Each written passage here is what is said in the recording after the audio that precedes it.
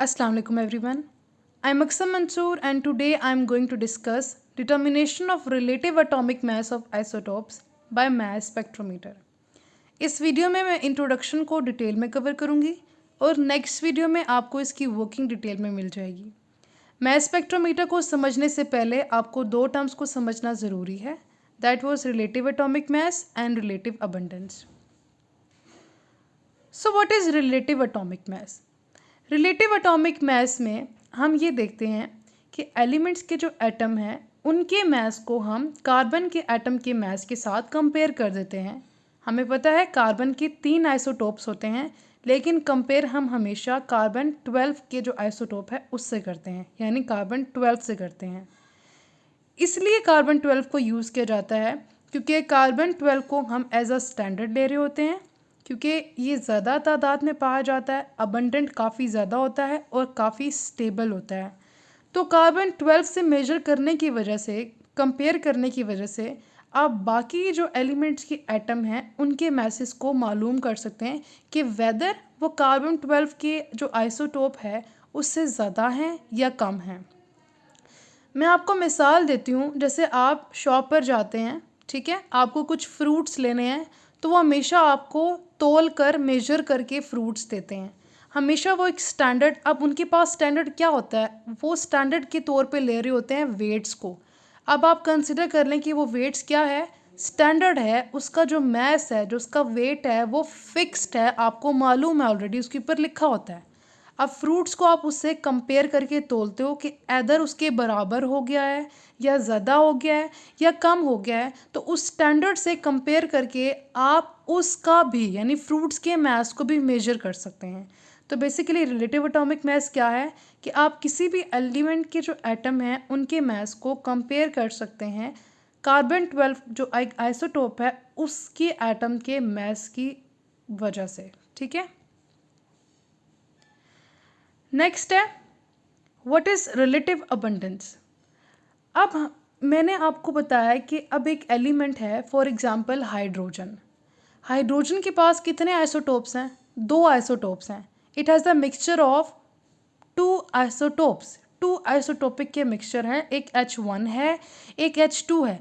तो इस isotopic mixture में हर आइसोटोप की क्या परसेंटेज है, कितनी अमाउंट है, उसको हम कहते हैं रिलेटिव अबंडेंस।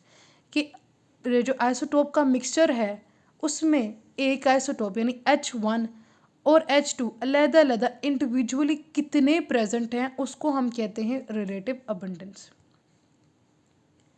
नेक्स्ट है what is mass spectrometer. Mass spectrometer एक ऐसा इंस्ट्रूमेंट है जिससे हम एलिमेंट के आइसोटोप्स, अब मैंने कहा है डिफरेंट आइसोटोप्स होते हैं, जैसे हाइड्रोजन के पास 2 हैं, कार्बन के पास 3 आइसोटोप्स हैं। तो एलिमेंट के डिफरेंट आइसोटोप्स के एग्जैक्ट मैसेज को आप मेजर कर सकते हैं मैस स्पेक्ट्रोमीटर की मदद से। अलोंग आप उसकी रिलेटिव अबंडेंस भी मालूम कर सकते हैं कि उस आइसोटोपिक मिक्सचर में हर आइसोटोप की कितनी परसेंटेज मौजूद है।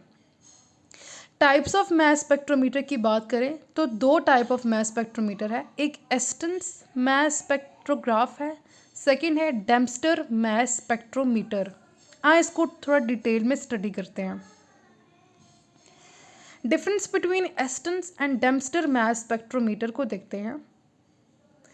जो एस्टन मैस स्पेक्ट्रोमीटर है ये न्यूली डेवलप नहीं है, ये ओल्ड मॉडल है। इसको सबसे पहले डेवलप किया गया था, एस्टन ने 1919 में इसको डेवलप किया था, ठीक है। लेकिन 1950 में आर्थर जेफरे डेम्स्टर ने इसको डेवलप किया था, डेम्स्टर मैस स्पेक्ट्रोमीटर को। तो जो सबसे पहले डेवलप हुआ वो एस्टन था, जो न्यूली डेवलप हुआ यानी जो लेटेस्ट मॉडल है वो है डेम्स्टर मैस स्पेक्ट्रोमीटर।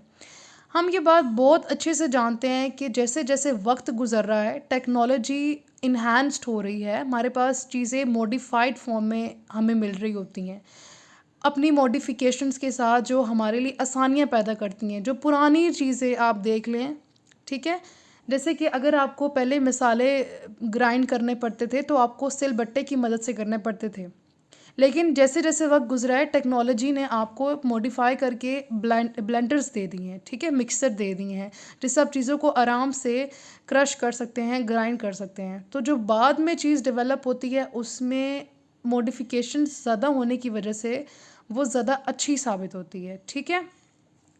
इसलिए डेम्स्टर जो मैस स्पेक्ट्रोमीटर है वो as compare to Aston mass spectrometer उससे ज़्यादा अच्छा है, ठीक है। जो एस्टन मैस स्पेक्ट्रोमीटर है ये आइंस को सेपरेट करता है on the basis of atomic mass.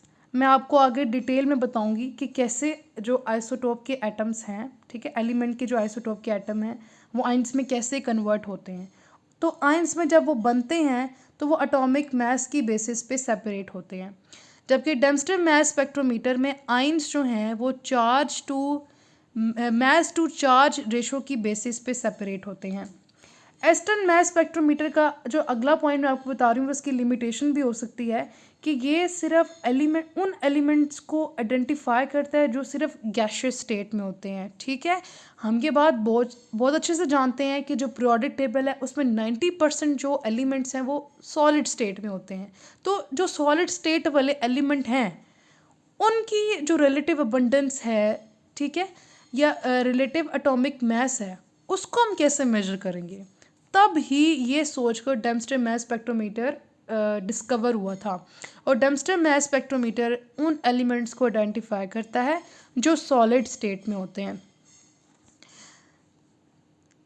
Next है प्रिंसिपल ऑफ मैस स्पेक्ट्रोमीटर।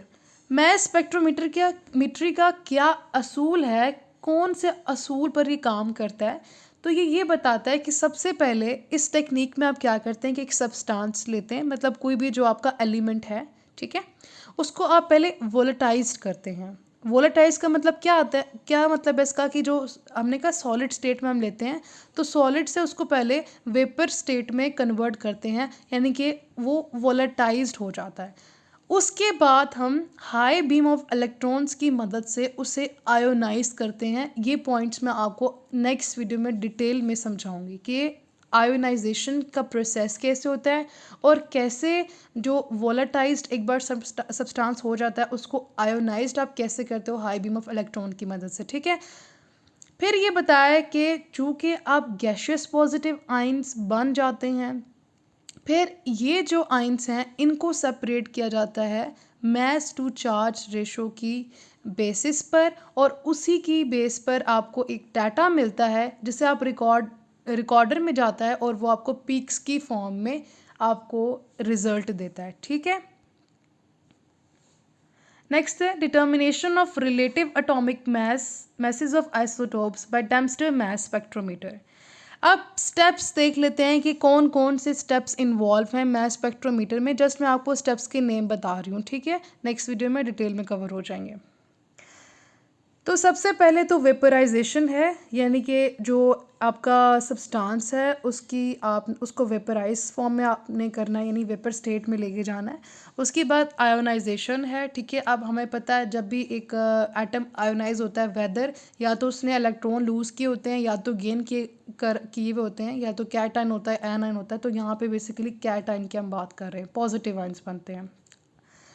फिर एक्सेलरेशन है, यानी कि ये एक मेन पार्ट है जो मैस स्पेक्ट्रोमीटर है, इलेक्ट्रिक फील्ड भी आप इसे कह सकते हैं। यहाँ पे एक्सेलरेशन होती है पॉजिटिव आइंस की। नेक्स्ट डिफ्लेक्शन है, ये एक मैग्नेटिक फील्ड है, इसकी प्रॉपर जो डिटेल है वो भी हम बाद में डिस्कस करेंगे। इलेक्ट्रोमीटर है, इसको हम आयन कलेक्टर भी कहते हैं। और एट द एंड हम इसका कंपैरिजन करते हैं कार्बन 12 के साथ और हमें रिजल्ट मिल जाता है। तो इस वीडियो में तो बस इतना ही था। नेक्स्ट वीडियो में इंशाल्लाह वर्किंग इसकी मैं डिटेल में एक्सप्लेन करूँगी। Thank you so much for watching.